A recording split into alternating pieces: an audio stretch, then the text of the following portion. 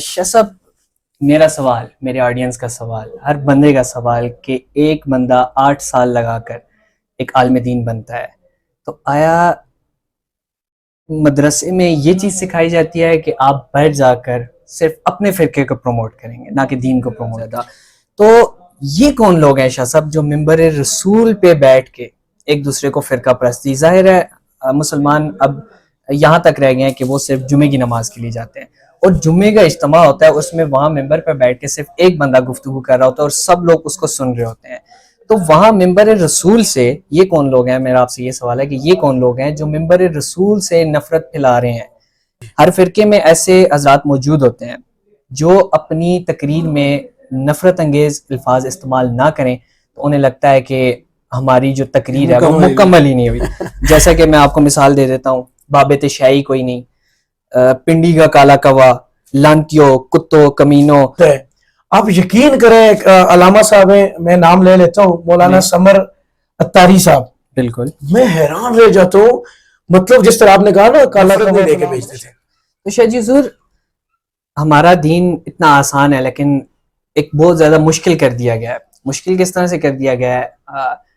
نماز کے لیے اذان دی جاتی ہے، یعنی ایک بلاوا ہوتا ہے نماز کے لیے، تو اس میں کچھ اس سے پہلے صلاۃ و سلام پڑھتے ہیں، اہل تشیع حضرات اذان کے اندر علی و ولی اللہ کا ذکر کرتے ہیں، اہل حدیث حضرات کچھ ٹائم پہلے اذان دیتے ہیں، دیوبندی حضرات جو ہیں وہ بالکل بغیر صلاۃ و سلام کے اذان دیتے ہیں، یعنی سمپل اذان دیتے ہیں۔ اب اذان وہی ہے، اذان وہی ہے پر یہی پڑھنا ضروری ہے۔ اچھا سر، ماشاءاللہ سے مفتی محمد حنیف قریشی صاحب آپ کے استاد ہیں، آپ نے بہت کچھ ان سے سیکھا۔ ان پہ ایک الزام ہے کہ انہیں ایران فنڈنگ کرتا ہے، تو اس بارے میں آپ کیا کہتے ہیں؟ میرے اعوذ باللہ من الشیطان الرجیم، بسم اللہ الرحمن الرحیم۔ السلام علیکم ناظرین، آپ دیکھ رہے ہیں پوڈ کاسٹ وتھ شاہ جی اور میں ہوں سید وجاہت علی شاہ۔ ناظرین، یہ ہے ہمارا ایپیسوڈ نمبر 6 اور آج میرے ساتھ موجود ہیں ایبٹ آباد کی بلکہ پورے پاکستان کی جانی پہچانی شخصیت۔ آپ انہیں ٹی وی چینلز پر بھی دیکھتے رہتے ہیں۔ بغیر کوئی وقت ضائع کیے آپ کو لے کے چلوں گا۔ آج میرے ساتھ موجود ہیں حضرت قبلہ صاحبزادہ سید ذکاء الدین شاہ صاحب۔ السلام علیکم شاہ صاحب، کیسے ہیں؟ وعلیکم السلام ورحمۃ اللہ وبرکاتہ، الحمدللہ میں ٹھیک ہوں، سب سے آپ ٹھیک ہیں؟ الحمدللہ، اللہ کا بڑا احسان ہے۔ سب سے پہلے تو میں آپ کا انتہائی مشکور و ممنون ہوں کہ آپ نے مجھے اپنا قیمتی وقت دیا اور آپ یہاں میرے پاس ریکارڈنگ کے لیے آئے۔ جزاک اللہ۔ اچھا شاہ صاحب، سب سے پہلے میں یہ چاہوں گا کہ میرے ناظرین یہ جانیں کہ سید ذکاء الدین شاہ کون ہیں اور انہوں نے اپنا علم دین کہاں سے حاصل کیا۔ بسم اللہ الرحمن الرحیم۔ شاہ جی، سب سے پہلے تو آپ کا شکریہ کہ آپ نے اتنے خوبصورت انوائرمنٹ میں مجھے مدعو کیا، اور اس کے بعد آپ نے کہا ذکاء الدین شاہ کون ہے، تو میری بس یہی پہچان ہے کہ ہم رسول اللہ کے در کے نوکر ہیں اور دین کے خادم ہیں، سب سے بڑی پہچان ہماری یہی ہے۔ اور تعلیم کی جہاں تک بات ہے، سب سے پہلے مدرسے کی اگر میں بات کروں، جو دینی علوم کا حصول ہوا ہے وہ ابتداً میں نے یہاں جامع مہریہ ضیاء العلوم حسن ٹاؤن ایبٹ آباد، مفتی نذیر احمد قریشی صاحب استاد محترم، آپ کے پاس زانو تلمس طے کیے ہیں۔ علم ہم نے کہاں حاصل کیا، ہم تو بس وہاں اس در کے کوزہ گر تھے اور جاروب کشوں میں ہمارا شمار ہوتا ہے۔ پھر یہاں سے میں 6 سال مکمل کر لینے کے بعد درس نظامی کے، تو پھر جو ہمارا مرکز ہے، مرکز اسلام جامع رضویہ ضیاء العلوم سیٹلائٹ ٹاؤن راولپنڈی، وہاں پھر چلے گئے ہم لوگ یہاں سے، چونکہ یہاں 6-7 سال کے بعد وہاں بھیج دیتے ہیں، تو وہاں مرکز سے پھر الحمدللہ میری جو سی ہے وہ فراغت ہوئی ہے جامع رضویہ ضیاء العلوم سے، اور ساتھ پھر اسکول پڑھا، پھر کالج گئے، پھر یونیورسٹی۔ یہ چھوٹی سی جرنی ہے۔ ماشاءاللہ شاہ صاحب، آپ نے اپنی جرنی بتائی، اللہ پاک آپ کو دین کی خدمت کرنے کی، دین پہ استقامت عطا فرمائے آپ کو۔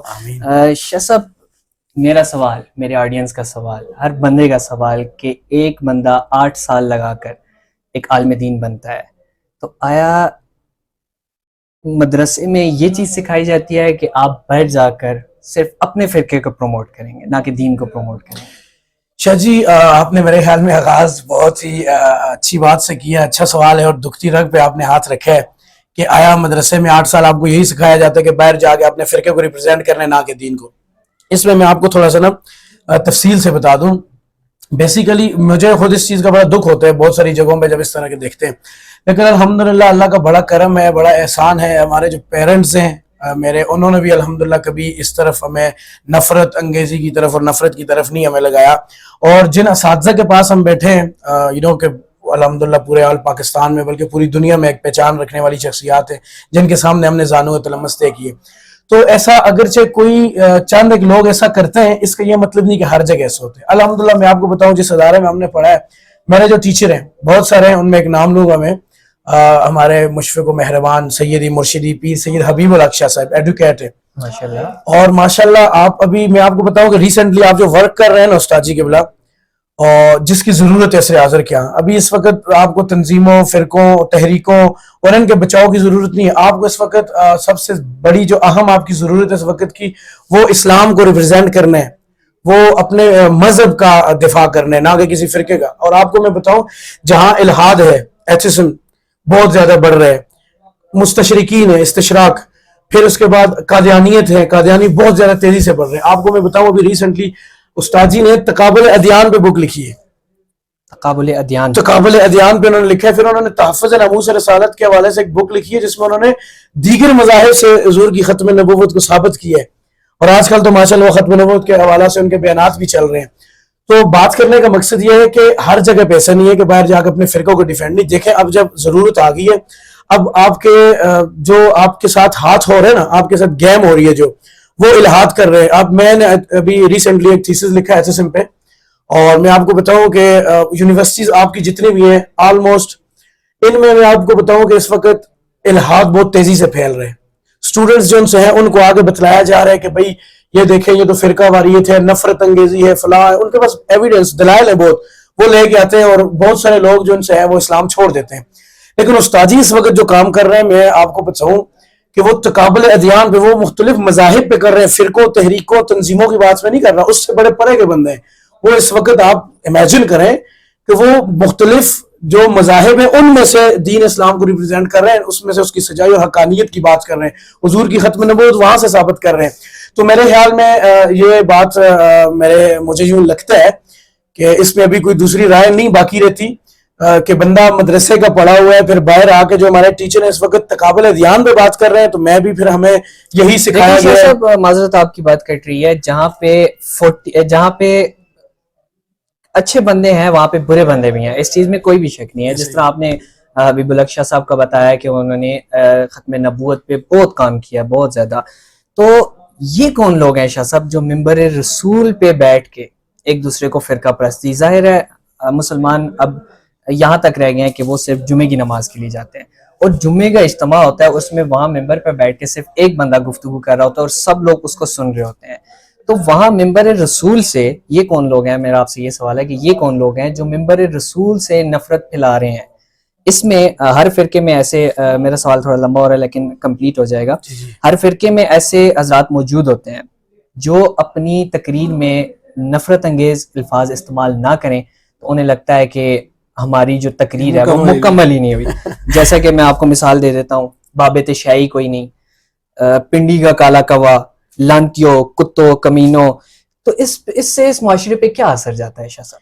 شاہ جی میں حضرت اقبال کے ایک شعر سے میں آپ کے جو جواب, میں نے سوال ہے اس کے جواب کا, حضرت اقبال نے کہا تھا, واعظ قوم کی وہ پختہ خیالی نہ رہی, بر کے طبی نہ رہی, شعلہ مقالی نہ رہی, رہ گئی رسم آزاں روح بلالی نہ رہی, فلسفہ رہ گیا تلقین غزالی نہ رہی, مسجد مرثیہ خواہ ہیں کہ نمازی نہ رہے, یعنی وہ صاحب اوصاف حجازی نہ رہے. کیا بات ہے, کیا بات. بیسیکلی جو رسول اللہ دین لے کے آئے تھے نا شاہ جی, یہ نفرت کا خاتمہ کیسے ممکن ہے, اور یہ کون لوگ ہیں, میں آپ کو اس تفصیلاً تھوڑا میں جاؤں گا, آپ کا سوال بھی دل لمبا تھا. تو بالکل شاہ جی جو رسول اللہ دین لے کے آئے تھے نا مکہ میں, مکہ سے جس دین کا اعلان حضور نے کیا تھا وہ اتنا محبت والا تھا, اتنی الفت والا تھا کہ رسول اللہ کی بارگاہ میں ایک یہودی بچہ, آپ نے روایات پڑھی ہوگی, سنی ہوگی علماء سے, آگے پیچھے ہو رہے خدمت کر رہے, میں مفہوم اس کو عرض کر رہا ہوں.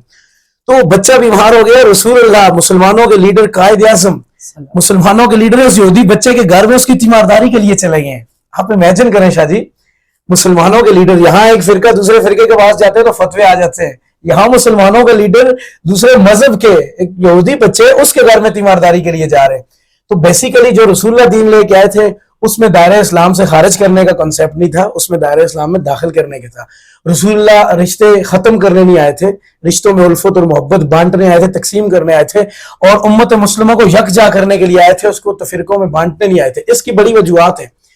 سب سے بڑی وجہ دیکھیں, اللہ تعالیٰ نے نا جب آپ کوئی بھی چیز لیتے ہیں نا شاہ جی, موبائل فون آپ لے لیں, کوئی بھی آپ چیز لیتے ہیں تو اس کے ساتھ ایک بک ہوتی ہے, ایسے ہی ہے, ہوتا ہے نا, اس میں لکھو ہوتا ہے یہ خراب ہو جائے تو ریپیئر کیسے کرنا ہے, استعمال کیسے کرنا ہے, استعمال یہ ساری چیزیں اس میں ہوتی ہیں. اللہ تعالیٰ نے جب یہ مشین بنائی نا انسانیت کی صورت میں, انسان کی شکل میں, اس مشین کے ساتھ اللہ تعالیٰ نے ایک بک بھیجی ہے. وہ بک تھی, اس میں ہدایت تھی, اس میں انسانیت تھی, اس میں انسان کو زندگی گزارنے کا طریقہ تھا, اور اس بک کا نام ہے قرآن مجید. سبحان اللہ. انفارچونیٹلی ہم نے قرآن مجید یہاں ہماری سوسائٹی میں نہ پڑھا گیا نہ پڑھایا گیا. ہم نے قرآن اتنا ہی پڑھا, بات صاف والی ہے کہ جو آیات ہماری فرقے کو ریپرزینٹ کرتی ہیں ہم نے انہیں رٹا لگا دیا, باقی ہم نے قرآن نہیں پڑھا. بیسک جو وجہ ہے, اللہ تعالیٰ نے فرمایا نا وَاعْتَصِمُوا بِحَبْلِ اللَّهِ جَمِيعًا وَلَا تَفَرَّقُوا, فرقوں میں نہیں پڑھنا, اللہ کی رسی کو مضبوطی سے تھامنا ہے. صحیح ہے. اب رسول, مجھے یہاں ایک حدیث شریف یاد آ گئی, مفہوم روایت, حضور پاک علیہ الصلوۃ والتسلیم نے ارشاد فرمایا, اگر تم لوگ یہ چاہتے ہو کہ تم لوگ اللہ سے باتیں کرو تو تم نماز شروع کر لیا کرو, اور اگر تم یہ چاہو کہ اللہ تم سے باتیں کرے قرآن کھول لیا کرو. قرآن میں گویا اللہ آپ سے باتیں کر رہے ہیں. تو ہمارا اللہ کے ساتھ ایک جو بڑا مضبوط رشتہ ہونا تھا وہ قرآن کی وجہ سے ہونا تھا. ہم قرآن کھولیں گے, اللہ کی کلام ہے, اللہ کی کتاب ہے, حضور کے قلب منور پہ یہ نازل ہوئی ہے, اس میں اللہ تعالیٰ نے ہر چیز ہمیں بتا دی, ہر چیز کا علم, ہوش کو ترک علم قرآن میں. لیکن ہم لوگوں نے قرآن مجید کو پڑھا نہیں ہے. ریسے ہم نے لگائی ہے, رمضان میں اگر ایک نے 2 دفعہ ختم کرنا ہے تو دوسرے نے کہنا ہے میں نے 4 دفعہ ختم کرنا ہے. ریسے لگا, ہم نے قرآن کو اس کی آیات پڑھ کے سر میں درد ہے تو پھونک مار دی ہے. یہ ٹھیک ہے, اپنی جگہ قرآن مجید کو محبت سے چھونا, پڑھنا, چومنا, اس کی تلاوت کرنا, اس کو دیکھنا, یہ ثواب ہے, لیکن یہ اس کا بیسک مقصد نہیں ہے. بیسک مقصد تھا قرآن میں, قرآن کے نزول کا, انسانیت کی ہدایت, انسان کو جو شعور اور فہم و فراست اللہ نے عطا کی وہ قرآن کے ذریعے اللہ نے عطا کی. لیکن ہم نے قرآن کی طرف نہیں آئے. اور اس کے برعکس دوسرے جو میں نے روایت کا حصہ پڑھا تھا کہ اگر اللہ حضور نے فرمایا اگر تمہارا دل کرے کہ تم اللہ سے باتیں کرو تو نماز شروع کرو. اب یقین کریں میں مختلف اپنے لیکچرز میں اور بیانات میں کہتا ہوں بہت ساری جگہوں پہ کہ ہماری زندگیاں گزر گئی ہیں نماز پڑھتے ہوئے. کئی لوگ, اس دن میں ایک جگہ پہ میں نے بات کی تو ایک بزرگ آئے, جب یہ بات ساری کی میں بات کرنے لگا ہوں, پھر انہوں نے مجھے کہا یار میں تو زندگی گزر گئی ہے, میں تو پتہ ہی نہیں. میں نے کہا ہماری زندگیاں گزر گئی ہیں, آپ کے بال سفید ہو گئے, ہماری زندگیاں گزر گئی ہیں نماز پڑھتے ہوئے. آج دن تک ہمیں یہ نہیں پتا ہم نے اللہ سے باتیں کیا کی. ایسے ہی ہمیں پتہ ہی نہیں, چونکہ ہم نے ترجمہ نہیں پڑھا, ہم نے چیز کو سمجھا نہیں. جب اس کے ترجمہ پڑھیں گے, اس کو کھول کے دیکھیں گے تو یہ فرقہ واریت خود دم اس کا گھٹ جائے گا, یہ فرقہ واریت دم تو ٹوٹ جائے گا, اس کے خود مر جائے گی. چونکہ جب قرآن اٹھائیں گے تو اللہ تعالیٰ نے کئی جگہ پہ فرمایا اجتماعیت کو نہیں توڑنا. مسلمانوں کی جو اجتماعیت ہے, اتحاد ہے, اتفاق ہے, اس کو توڑ کے فرقہ نہیں ہونا ہے. اب جب قرآن مجید کو پڑھنا ہم نے چھوڑ دیا, پھر دوسری بات آپ کی میں اس کو ساتھ لنک کر دوں گا کہ کون لوگ ہیں. کون لوگ ہیں, میرا اصل سوال یہ تھا. شاہ جی قبلہ میں آپ کو بتاؤں نا کہ نفرت جہاں سے پھیلائی جاتی ہے, سب سے بڑی بات یہ ہوتی ہے نا, آپ نے مدرسے کی چونکہ بات کی ہے اور آپ نے خود یہ کہا ہے کہ سارے ایک جیسے نہیں ہوتے, اچھے بھی ہوتے ہیں برے بھی ہوتے ہیں. تربیت کا فقدان ہے, تربیت کا فقدان ہے, بہت بڑا فقدان ہے. تربیت ہے, آپ کو جب تربیت کی جاتی ہے, آپ کی الحمدللہ ہماری تربیت ہوئی ہے, ہمیں یہ چیز بتائی گئی ہے, بتلائی گئی ہے, ہمیں سکھائی گئی ہے, ہمیں پڑھائی گئی ہے کہ کسی کے ساتھ بھی آپ اگر اختلاف رائے رکھتے ہیں ادب کے ساتھ تو گنجائش ہے. مثال کے طور پر ابھی ریسنٹلی آپ نے پاکستان کے اندر ماحول دیکھا ہوگا, ایک علامہ صاحب تھے, انہوں نے ایک بہت بڑی غلطی ہو گئی ان سے. ایسے ہی ہے. اب ان کے جو اسٹوڈنٹس ہیں انہوں نے یہ نہیں کہا, اب انہیں پتہ ہے کہ اتنی بڑی غلطی ہوگی ہے, اب انہوں نے یہ نہیں کہا کہ چلے استاد محترم ہے ان کی جوتیاں ہمارے سر پہ, لیکن بینگ اے انسان غلطی تو ہو جاتی ہے. علامہ صاحب کا نام لیں گے, ہاں میں چلے آگے چل کے لے بھی لوں گا. تو غلطی انسان سے ہو جاتی ہے, تو اگر آپ سے غلطی ہوگی ہے آپ اس کو ادب کے دائرے میں رہ کے اس کو اصلاح کی طرف آئیں, نہ کہ آپ آنکھیں بند کر کے اس کا دفاع شروع. جب آپ آنکھیں بند کر کے دفاع شروع کرتے ہیں پھر سامنے دوسرے لوگ آتے ہیں اور آپ دستوں گریبان ہو جاتے ہیں, نفرت پھیلتی ہے. آپ نے کہا میں حیران رہ جاتا ہوں, میں ایک اور شخصیت ہے میں ان کا نام لوں گا, اگرچہ میں ان چیزوں کا قائل نہیں ہوں, نہ میں نے کبھی اس طرح نفرت انگیز چیزیں میں میڈیا پہ لے کے آیا, نجی محفلوں میں بھی کبھی ایسا نہیں ہوا, لیکن مجھے بڑا دکھ ہوتا ہے.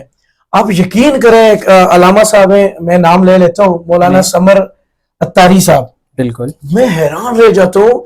مطلب جس طرح آپ نے کہا نا کالا کوا فلاں فلاں, میں آپ یقین کریں بندہ ایکسپیکٹ نہیں کر سکتے ایک عالم دین ممبر پہ بیٹھ کے بات کر رہے ہیں, ان کی ہر بات میں گالی ہوتی ہے. آپ یقین کریں مجھے میرے لیے قابل رسپیکٹ ہے وہ, لیکن دل دکھتا ہے کہ یار یہ جو ملحدین اور اس طرح کے لوگ ہیں نا, قادیانی اور یہ لوگ, یہ اس طرح کی چیزیں اٹھاتے ہیں کہ نہیں دیکھیں یہ اسلام ہے. اب وہ علامہ صاحب کو اندازہ بھی نہیں کہ ان کی باتیں کتنا دین کو نقصان پہنچا رہی ہے. وہ ممبر پہ بیٹھ کے گلا پھاڑ رہے ہیں, شاید وہ دین کی بڑی خدمت کر رہے ہیں. ہر بات میں اس دن ان کے سامنے سوشل میڈیا پہ اسکرول کرتے ہوئے ایک ویڈیو آئی, وہ کہتے ہیں سوالات کی سیشن رکھا ہوا. اب جو سوال کر رہے ہیں تو وہ پرچی اٹھاتے ہیں سوال, تو ساتھ ہی اس کو گالی دے کے نیچے کر لیتے ہیں. اب میں وہ چیزیں یہاں بیان نہیں کرتا, چلو یار کوئی سوال ہے پوچھنے والا, اتنا آسان, دوسرا اٹھایا گالی. ممبر پہ وہ گالی کے علاوہ کچھ آتے. اصل میں مجھے لگتا ہے نا وہ فیصل آباد سے بلانگ کرتے ہیں, تو فیصل آباد کے لوگ جگتوں سے مشہور ہیں, تو مجھے لگتا ہے وہ ممبر پہ بیٹھ کے بھی جگتے ہی مارتے ہیں. لیکن میرا انہیں یہ پیغام ہے کہ بہت نقصان ہو رہے ہیں, آپ یقین کریں دین کو بہت نقصان ہو رہے ہیں ان کی وجہ سے. لیکن شاہ جی حضور, اگر کوئی بندہ فیصل آباد سے ہے, جہاں سے بھی ہے, اگر وہ بیان کر رہا ہے یا کچھ دین کے ممبر پہ بیٹھا ہوا ہے یا کسی محفل میں بیٹھا ہوا ہے, تو اس ٹائم وہ دین کو ریپرزینٹ کر رہا ہے, تو اسے چاہیے کہ وہ لازمی ہمارے جو دین ہے اسے پروموٹ کرے, نہ کہ اس کی اگینسٹ جو باتیں ہیں. تو شاہ صاحب, اس پہ جو میرا آپ سے سوال یہ بھی تھا کہ اس سے معاشرے پر کیا اثر پڑتا ہے؟ شاہ جی دیکھیں, میں آپ کو بتاؤں نا, جس طرح آپ نے کہا کہ لوگ جمعہ کو مسجد جاتے ہیں, ایسے ہی ہے. تو جو جمعہ کو خطیب ہوتے ہیں نا, جس کو سننے کے لیے عوام آتی ہے, ہر مسجد جو ہوتی ہے, ہر مسجد کے ممبر پہ ایک مولوی صاحب بیٹھے ہوتے ہیں اور ان کے لسنر ان کے سامنے ہوتے ہیں. اب وہ جو بات کرتے ہیں تو لوگ ڈیفینیٹلی اس بات کو پک کرتے ہیں. اب ممبر ایک ایسی چیز ہے جہاں پہ لوگ اس پہ اعتماد کرتے ہیں, ٹرسٹ کرتے ہیں, اس کا بلیو ہوتا ہے یہاں پہ کہ یار یہاں سے جو چیز ملتی ہے. اب ہر انسان نے اپنا ایک کرائیٹیریا بنایا ہوا ہے, اس کے لسنر ہیں, ان کو جو پیغام دیتے ہیں وہ یہی کرتے ہیں. میں نے جس طرح سمر صاحب کا ذکر کیا نا, میں حیران رہ جاتا ہوں کہ یہ 2025 جا رہا ہے, ان کو سننے والے لوگ اب بھی موجود ہیں. اب یقین کریں سوشل میڈیا میں ان کا بیان آتا ہے تو نیچے ویورشپ کی بھرمار ہوتی ہے. میں حیران ہو جاتا ہوں کہ ان کو سننے والے لوگ اب بھی ہیں. تو اس پہ شاہ جی جو اثر معاشرے پہ پڑتا ہے نا جی, آپ دیکھیں ممبر سے جو پازیٹیو چیز جائے گی یا نیگیٹو جائے گی, پبلک نے اس کو پک کرنا ہے. آپ لوگوں کو نفرت سکھائیں گے, بچے آپ کے پاس آتے ہیں پڑھنے کے لیے, جمعے میں نماز پڑھنے کے لیے آتے ہیں, مدرسے میں پڑھنے کے لیے آتے ہیں, مساجد میں آتے ہیں. جب آپ ان کو یہ نفرت سکھائیں گے, وہ بچپن میں چھوٹی عمر میں یہ نفرت سیکھیں گے, آگے جا کے وہ رسول اللہ کے اخلاق حسنہ پہ کیسے چل پڑیں گے, کیسے چل سکتے ہیں. آپ کو یہ نفرت پھیل جاتی ہے. تو یہ ممبر سے پھر یہ پورے کا پورا معاشرہ جو خراب ہوتا ہے, پھر یہاں سے یہ مطلب فرقہ واریت اور نفرت اور حسد بغض, یہ چیزیں یہاں سے جنم لیتی ہیں. چونکہ لوگ آئے آپ کے پاس جمعہ پڑھنے کے لیے, آپ ان کو نفرت سکھا رہے ہیں سامنے سے, بھی فلاں ایسے فلاں ایسے فلاں ایسے, ان دل میں نفرت لے کے جاتے ہیں. رسول اللہ جو دین لے کے آئے تھے, اس میں رسول اللہ کے پاس جو آتا تھا, رسول اللہ محبت دے کے بھیجتے تھے, نفرت نہیں دے کے بھیجتے تھے. تو شاہ جی حضور, ہمارا دین اتنا آسان ہے لیکن ایک بہت زیادہ مشکل کر دیا گیا ہے. مشکل کس طرح سے کر دیا گیا ہے؟ نماز کے لیے اذان دی جاتی ہے, یعنی ایک بلاوا ہوتا ہے نماز کے لیے, تو اس میں کچھ اس سے پہلے صلاۃ و سلام پڑھتے ہیں. اہل تشیع حضرات اذان کے اندر علی و ولی اللہ کا ذکر کرتے ہیں. اہل حدیث حضرات کچھ ٹائم پہلے اذان دیتے ہیں. دیوبندی حضرات جو ہیں وہ بالکل بغیر صلاۃ و سلام کے اذان دیتے ہیں, یعنی سمپل اذان دیتے ہیں. اب اذان وہی ہے, اذان وہی ہے پر ٹھیک ہے. تو اب مجھے یہ بتائیے کہ اب ہر بندے کے ذہن میں یہ سوال آتا ہے کہ ان میں سے کس کو فالو کریں. وہ کیا کہتے ہیں, ایک ہی محلے میں جب 8 مسجدوں کی اذانیں ہوں گی تو بندہ کہاں جائے؟ اس بارے میں کیا آپ کی رائے ہے؟ شاہ جی میں آپ کو اس پہ بتاؤں نا, میں الحمدللہ آپ کو پتہ ہے کہ میں ان چیزوں سے, فرقوں سے اور ان چیزوں سے بڑے دور سے ہو کے. شاہ جی حضور, آپ کو معذرت آپ کی بات کٹے گی, آپ کو بلانے کا مقصد ہی یہ تھا کہ آپ کے وساطت سے, ہمارے کیمرے کی وساطت سے ایک پازیٹیو میسج جائے, تاکہ لوگ جو ان چیزوں میں بٹے ہوئے ہیں, جو ان چیزوں سے کنفیوز ہیں, ان کی کنفیوژن دور ہو. شاہ جی اس میں آپ کو بتاؤں نا, جہاں تک بات درود سلام کی ہے, اذان سے پہلے ہو, بعد میں ہو, صبح ہو, شام ہو, دوپہر ہو, جس ٹائم بھی ہو, وہ ایک عبادت ہے. عبادت ہے. درود حضور پہ پڑھنا یہ ایک عبادت ہے. اس کے لیے کوئی ٹائم کا تعین نہیں ہے. آپ کبھی بھی پڑھ سکتے ہیں, پہلے پڑھ سکتے ہیں, بعد میں پڑھ سکتے ہیں, دن میں پڑھ سکتے ہیں, شام میں پڑھ سکتے ہیں, سوتے وقت, کسی بھی ٹائم آپ پڑھ سکتے ہیں. درود جو ہے وہ عبادت ہے. اب یہاں یہ نفرت کہاں سے بنتی ہے؟ اب جن لوگوں نے پڑھنی ہے, اذان کا حصہ نہیں ہے یہ. اب بہت سارے لوگ نا, وہ آپ کے سوال سے یہ بات چیز سامنے آ رہی تھی کہ بھئی اس کو اذان کا حصہ سمجھ کے پڑھے بندہ, کہ بھئی یہ نہیں پڑھیں گے تو شاید اذان ہی نہیں ہوگی. تو ایسا نہیں ہے. اذان وہ یہ جو آپ نے ذکر کیا تھا, اذان کا حصہ درود اسلام نہیں ہے. درود اسلام اصول برکت کے لیے آپ پڑھیں, ہر اچھے کام سے پہلے درود اسلام پڑھ لینا چاہیے. اور اذان ایک بہت اچھا کام ہے. آپ کسی کو دعوت دے رہے ہیں تو آپ اس سے پہلے پڑھ رہے ہیں تو ڈزنٹ میٹر, اس میں شریعت میں کوئی قدغن نہیں ہے آپ پہلے پڑھتے ہیں یا بعد میں پڑھتے ہیں. جو پڑھتے ہیں انہیں چاہیے کہ اس کو اذان کا حصہ نہ سمجھیں, پہلی بات تو یہ. اور جو نہیں پڑھتے ان پہ فتویٰ نہ لگائیں. جو نہیں پڑھتا اذان سے پہلے, تو اذان کا تو ایسا ہی نہیں ہے, ان پہ تو فتویٰ بنتا ہی نہیں کہ آپ ان پہ فتویٰ لگائیں یہ نہیں پڑھتے, یہ گستاخ ہیں, کچھ نہیں. ان پہ فتوا نہ لگائیں اور اذان کا حصہ نہ سمجھیں. باقی اب اصول برکت کے لیے پڑھیں, جب دل کرتا ہے پہلے پڑھیں بعد میں. اب جو لوگ نہیں پڑھتے, جو لوگ نہیں پڑھتے ان سے بھی میری گزارش ہے, آپ نہیں پڑھتے تو ٹھیک ہے, اذان کا حصہ نہیں ہے. میں بھی کہ وہ دل میں پڑھتے ہوں, اس سے پہلے پڑھتے ہوں, بعد میں پڑھتے ہوں, تو اذان کا حصہ نہیں ہے. ان لوگوں سے بھی میری گزارش ہے, آپ بالکل ٹھیک کرتے ہیں, یہ اذان کا حصہ نہیں, آپ اذان دیتے ہیں تو بہت اچھی بات ہے. لیکن لیٹ سپوز اگر کوئی پڑھتا ہے تو آپ اس پہ فتوا نہ لگائیں, بدعت کا فتوا نہ لگائیں اور شرک وغیرہ کا فتوا, نفرت نہ پھیلائیں. چونکہ اذان سے پہلے پڑھیں بعد میں, ہاں پڑھنے والے کو اذان کا ایسا نہیں سمجھ رہا تو آپ اس پہ فتوا نہ لگائیں.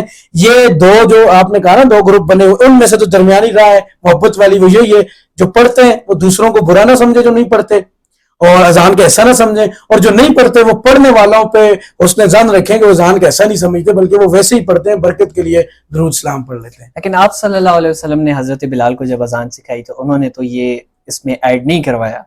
شاہ جی میں وہی بات کر رہا ہوں نا کہ اذان, پہلے میں نے وہ بات کلیئر کر دی, اذان وہی ہے جو اللہ اکبر سے شروع ہوتی ہے اور لا الہ الا اللہ پہ ختم ہوتی ہے, جو اذان رسول اللہ صلی اللہ علیہ وآلہ وسلم نے سکھائی ہمیں, تو یہ وہی اذان وہی ہے, اس میں کوئی کمی بیشی نہیں ہے. اس میں یہ جو درود السلام کا ایڈیشن ہوا, الصلاۃ والسلام علیک یا سیدی یا رسول اللہ وعلی آلک و اصحابک یا سیدی یا حبیب اللہ, یہ ایڈیشن کب ہوا اور اس کی ضرورت کیوں پڑی؟ شاہ جی بیسیکلی نا میتھڈ بھی آپ کو اس کا نا ڈاکٹر ہین سمجھاتے ہو, میتھڈ آپ سمجھ لیں گے تو یہ بات ساری یہاں ہو جائے گی. ایک تو حضرت بلال کو جب حضور پاک علیہ الصلوۃ والتسلیم نے اذان کا کہا, خود حضور موجود تھے, اگر وہاں انہوں نے ایڈ نہیں کیا تو یہ چونکہ شریعت میں نا ہر وہ چیز سامنے نہیں لائی جاتی, ہر چیز میتھڈ بتایا جاتا ہے, ایک ایک چیز گن کے نہیں منع کی جاتی, اس کی نفی ہے, اس کا اسبات جو ان سے وہ گن کے نہیں کیا جاتا. اگر اذان سے پہلے حضور پاک علیہ الصلوۃ والتسلیم نے حضرت بلال کو نہیں حکم فرمایا تو منع بھی نہیں کیا, ٹھیک ہے نا, تو اب ایک ایک چیز گنیں گے تو یہ کروڑوں چیزیں بن جاتی ہیں, تو ہم میتھڈ سمجھیں گے. درود جو ہم سے ہے وہ حضور پہ پڑھنا یہ عبادت ہے, آپ درود ابراہیمی پڑھتے ہیں یا پھر الصلاۃ والسلام علیک یا رسول اللہ پڑھتے ہیں, جو بھی پڑھتے ہیں, یہ تو یہ عبادت ہے. تو آپ اس کو پہلے پڑھیں یا بعد میں پڑھیں ڈزنٹ میٹر. اور یہاں اس کا یہ ہے کہ آپ نے کہا اس کو ایڈ کب کیا گیا, اس کا ایڈیشن کب کیا, تو یہ میرے خیال میں ایگزیکٹ تو میں آپ کو ڈیٹ نہیں بتا سکوں گا, لیکن میں اگر اس کو جو کنٹروورسی پیدا ہوئی فرقوں کے حساب سے, تو یہ میں آپ کو پھر وہی بات, فرقے بار بار آ جاتے ہیں, مجھے ان چیزوں سے بڑی الرجی بھی ہے. لیکن یہ ہے کہ جو لوگ کہتے ہیں نا کہ یہ نہیں پڑھنا چاہیے, ان کے بزرگوں نے اپنی کتابوں میں لکھا ہوا ہے کہ حضور کو جو ندا دی جائے صلاۃ والسلام جمع کر کے درود اور سلام اکٹھا پڑھا جائے تو ایسے پڑھا جائے الصلاۃ والسلام علیک یا رسول اللہ.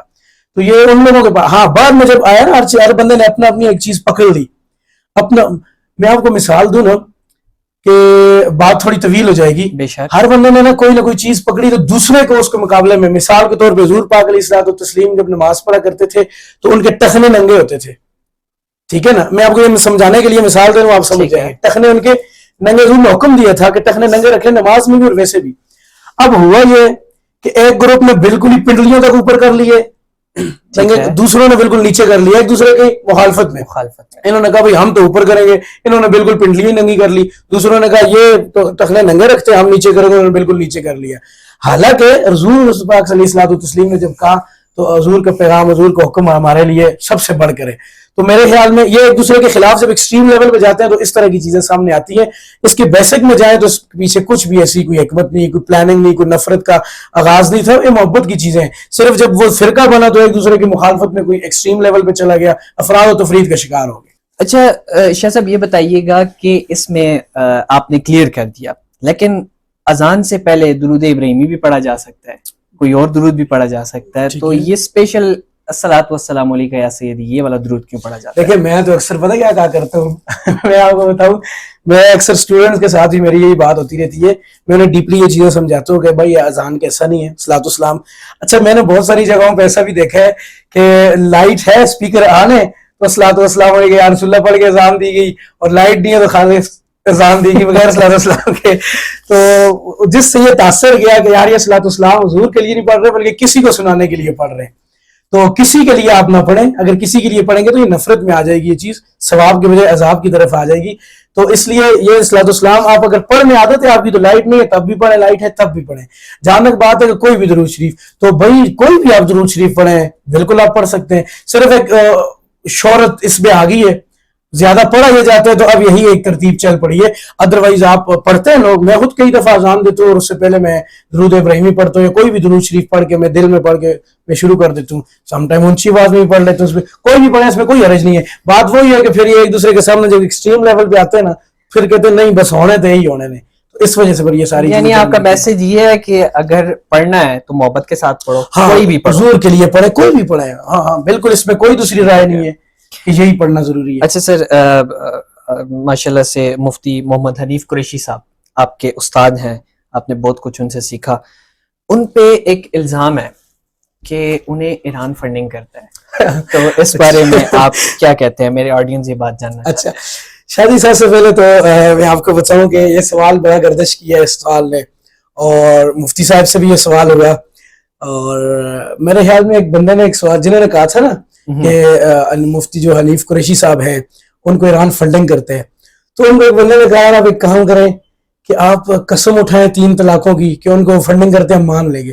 پھر انہوں نے کہا دائیں میں نہیں یہ وہ نہیں, آپ کہہ رہے ہیں فنڈنگ کرنے, آپ پروف بتائیں یا آپ قسم اٹھا دیں, اگر آپ کے پاس ثبوت نہیں, ایویڈنس نہیں ہے تو آپ 3 طلاقیں اٹھا لیں کہ ان کو فنڈنگ کرتے ہیں ایران.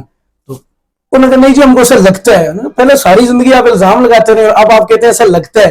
تو لگنے سے کچھ نہیں ہوتا, لگنے سے آپ کو کچھ بھی لگ سکتا ہے. باقی یہ ہے کہ مفتی حنیف قریشی صاحب میرے ٹیچر ہیں, استاد ہیں میرے, بہت کچھ ان سے سیکھا الحمدللہ.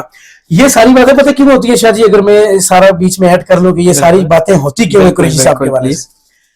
میں آپ کو بیسیکلی بتاؤں نا, اکثر ان کو کبھی کہا جاتا ہے جی ایران فنڈنگ کرتے ہیں, کبھی کہا جاتا ہے جی رافضیت کے اعلی کار ہیں, شیعت کو پروموٹ کر رہے ہیں. ٹھیک ہے شاہ جی میں آپ کو حلفاً کہہ رہا ہوں, بینگ اے سید میں ایک بات کر رہا ہوں, بینگ عالم میں بات کر رہا ہوں, میں ادنا سے طالب علم ہوں. میں حلفاً آپ کو کہتا ہوں شاہ جی میرے ہاتھ میں اگر آپ قرآن دیں گے تو میں اس پہ ہاتھ رکھ کے بھی یہ بات یہ اقرار کرنے کے لیے تیار ہوں. آپ دیکھیں جب اسٹوڈنٹ اپنے استاد کے سامنے بیٹھتے ہیں نا, استاد اپنے اسٹوڈنٹ کی تربیت کر رہے ہوتے ہیں, ایسے ہی ہے. وہاں جو چیز استاد کو ٹھیک لگتی ہے وہ اپنے اسٹوڈنٹ میں کنوے کرتے ہیں وہ میسج. ایسا ہی ہے, میں استاد جی کے سامنے مفتی حنیف قریشی صاحب کے سامنے زانو تلمس طے کی ہے میں نے. اور اچھا میں آپ کو بتاؤں یہ جو اتنی کنٹروورسی پھیلی ہوئی ہے پاکستان میں, ہزاروں ایک بات کے ہزاروں جوابات ہیں ہمارے پاس. نہ کبھی ہماری استادوں نے تربیت کی ہے کہ ان چکروں میں پڑھ لیں, نہ کبھی ہم ان چکروں میں پڑھیں. لگے ہیں تو لگے رہیں. ہمارے مرشد الکریم فرماتے ہوتے ہیں آپ بس جن کو دکھانے کے لیے جن کا کام کر رہے ہیں آپ چپ کر کے لگے رہیں, ان کو لگے رہنے دیں. تو ہم الحمدللہ جتنا ہم سے ہو سکتے ہیں ہم دین کی خدمت کے حوالے سے لگے رہتے ہیں, کبھی ان چیزوں میں پڑھے نہیں ہے. اگر پڑھیں تو ایک ایک بات کے ہم ہزاروں جوابات دیں. میں آپ کو بتاؤں یہ جو کہا جاتا ہے نا مفتی حنیف قریشی صاحب جو ان سے یہ گستاخ صحابہ ہیں یا حضور صحابہ کی گستاخی سکھاتے ہیں, آپ اس بات کو امیجن کریں کہ جب ایک اسٹوڈنٹ آپ کے سامنے بیٹھا ہوا ہے آپ اس کو وہی میسج کنوے کریں گے جو آپ کو صحیح لگے گا. اگر آپ کسی کے اعلیٰ کار ہیں تو اپنے اسٹوڈنٹس کو بھی آپ غیر محسوس طریقے سے سمجھائیں گے لیکن اس تک وہ میسج کنوے کریں گے. میں آپ کو حلفاً کہتا ہوں میرے سامنے قرآن ہو, میں اس کو سر پہ رکھ کے یہ قسم اٹھاؤں شاہ جی آج دن تک مفتی محمد حنیف قریشی صاحب کی کسی کول کسی فعل کلاس کی بات بھی میں کر رہا ہوں, جلسوں میں تو اور چیزیں, میں آپ کو اندر کی بات بتا رہا ہوں. کبھی ذرا برابر میں نے محسوس نہیں ہے گستاخ صحابہ کہ کسی بھی طریقے سے انہوں نے ہمیں گستاخی سکھائی. اور آپ کو میں اس پوڈ کاسٹ کے ذریعے میں آپ کے جو لسنر ہیں ان کو بھی بتاؤں, واللہ باللہ تاللہ پتہ استاد جی کا کیا طریقہ ہوتا تھا شاہ جی, جب ہم لوگ کلاس میں بیٹھتے نا, جب عقائد کی بات آئے اس طرح کی چیزیں استاد ڈسکس کریں تو اللہ کی قسم اٹھا کے کہہ رہا ہوں میں شاہ جی, استاد جی کی یہ سٹائل ہوتا تھا جب ادھر ایک طرف وہ صدات کا بڑا رسپیکٹ کرتے ہیں, صدات کو ایک طرف بٹھاتے ہیں اپنے رائٹ سائڈ پہ. ٹھیک ہے, آپ یقین کریں جب یہ صحابہ کرام کے ذکر کی بات ہوتی نا تو یوں استاد جی رائٹ سائڈ پہ مڑتے, کروٹ لے کے استاد جی تو یوں کرتے, سیدو اللہ کا واسطہ ہے تانوں اہل بیت دے نام تے لوگ صحابہ دا گستاخ نہ بنا سکتے. مطلب جو بندہ صدات کی اتنی ترویج کر رہے ہیں وہ کیسے گستاخ ہو سکتے ہیں؟ آپ کی بات یہیں سے کنٹینیو میں آپ کو ذرا تھوڑا سا کہتے ہیں سیدو اللہ کا واسطہ ہے کہ یہ اہل بیت کے نام پہ آپ کو صحابہ کا گستاخ نہ بنا دیں لوگ. ان سے صحابہ حضور کے صحابی کی گستاخی ہے. بہت سارے لوگ اہل بیت کا نام لیتے ہیں تو آپ کہتے ہیں یار میرے ابا و اجداد کا نام لے رہے ہیں تو آپ ادھر ہو جاتے ہیں. یاد رکھنا میرے بیٹو, یاد رکھنا کبھی بھی اپنے دل میں ذرہ برابر حضور کے کسی صحابی کا بغض نہیں لے کے آنا وگرنہ آپ ایمان سے ہاتھ دھو بیٹھو گے. شاہ جی میں حلفاً کہتا ہوں کہ کلاس کے اندر ایسی تربیت ایک میں نہیں, کلاس میں ہمارے تقریباً جب میں استاد جی کے پاس بیٹھ رہا تھا تو آلموسٹ ہمارے 75 راؤنڈ اباؤٹ اسٹوڈنٹ تھے. ٹھیک ہے, کسی سے بھی آپ پوچھیں, میں خود حلفاً کہہ رہا ہوں استاد جی صدات کو ٹارگٹ کر کے کہتے سیدو خیال کرنا کبھی کوئی اہل بیت کا نام لے کے تمہیں شیعت کی طرف اور رافضیت کی طرف نہ لے جائے. کبھی کسی صحابی کو اپنے دل میں بغض نہیں لے کے آنا. یہ استاد اپنے شاگردوں کو کلاس میں سمجھا رہے, آپ مجھے بتائیں وہ بندہ کیسے ہو سکتا ہے کسی صحابی کا گستاخ؟ اگر وہ بندہ کسی صحابی کا گستاخ ہو, خدا کی قسم وہ سب سے پہلے ہم سادات کو کلاس میں سکھائیں کہ صحیح تو یہ دیکھیں یہ معاملات ہیں. میں آپ کو اپنا بتاؤں, بہت ساری چیزوں میں بہت کنفیوز تھا ہمیشہ جی, واللہ میں آپ کو سچی بات بتا رہا ہوں آپ کے پوڈ کاسٹ میں بیٹھ کے, بہت ساری چیزیں ایسی ہیں جن میں بہت زیادہ کنفیوز تھا. یہ جو مشاجرات کا سلسلہ چل رہا تھا اہل البیت صحابہ کے درمیان, بہت ساری چیزوں کو لے کے بہت زیادہ میں کنفیوز تھا, بہت ساری روایات بڑی چیزیں. اب میں قسم اٹھا کے آپ کو حلفاً کہتا ہوں, میرا یہ کنسیپٹ مفتی حنیف قریشی صاحب کے سامنے کلیئر ہوا ہے. انہوں نے ایک ایک چیز کو کھول کے بیان کیا, کہا نہیں اس سے بڑی بات کیا ہو سکتی ہے کہ ایک بندے نے ایمان کی حالت میں رسول اللہ کے چہرے کو دیکھو. مجھے میرے دل میں بہت ساری یہ چیزیں تھی, میں آج آن دا ریکارڈ یہ چیزیں آپ کو بتا رہا ہوں. بہت سارے ڈاؤٹ تھے اور یہ سارے ڈاؤٹ مفتی حنیف قریشی صاحب نے کلیئر کیے. الحمدللہ آج میں کہہ سکتا ہوں اللہ کا بڑا فضل ہے, بڑا احسان ہے کہ ہم الحمدللہ حضور کے صحابہ سے بھی محبت, اہل بیت سے بھی محبت. جس شخص نے ہمیں یہ گٹی میں پلا دی, جس شخص نے ہمیں یہ محبت سکھا دی, کلاس میں بیٹھ کے بینگ اے ٹیچر وہ ہمیں درس دے رہے ہیں, وہ بندہ آپ مجھے بتائیں کبھی ہو سکتے ہیں؟ اور یہ فنڈنگ کی بات کیوں ہوتی ہے, یہ رفضیت کا فتویٰ کیوں لگتا ہے؟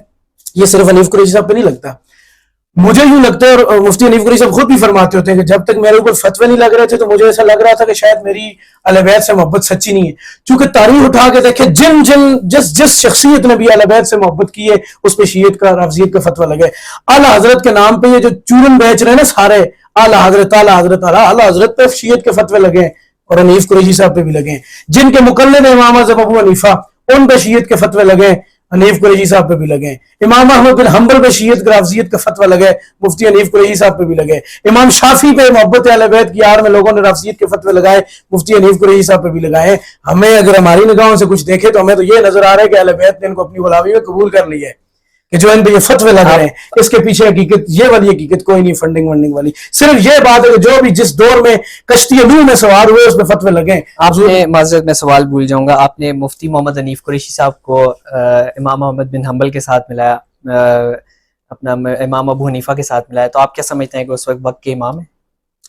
اس وقت کے امام حنیف قریشی صاحب یہ پوچھنا چاہ رہے ہیں جی. دیکھیں میں آپ کو بتاؤں نا جی, مفتی حنیف قریشی صاحب نا, میں بچپن سے ہم سنتے ہیں جانتے ہیں ساری چیزیں.